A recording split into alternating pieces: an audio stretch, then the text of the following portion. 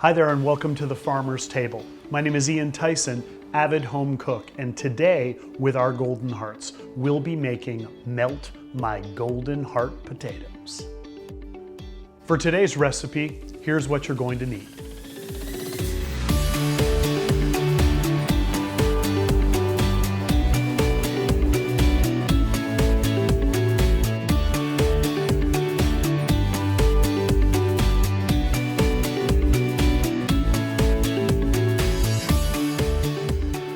Preheat your oven to 400 degrees. Leaving the skins on your Goldenhearts, cut the ends off to create a flat surface. You'll want to cut about a 1-inch thick disc out of your potato.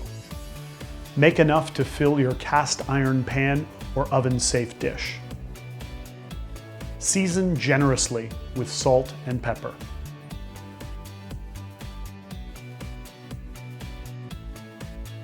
Preheat your skillet at a medium-high heat. Add vegetable oil and 4 tablespoons of butter. Sear the potatoes on one side until golden brown. That should take about 4 minutes. Turn your potatoes, add the chicken stock, garlic, thyme, rosemary, and remaining butter.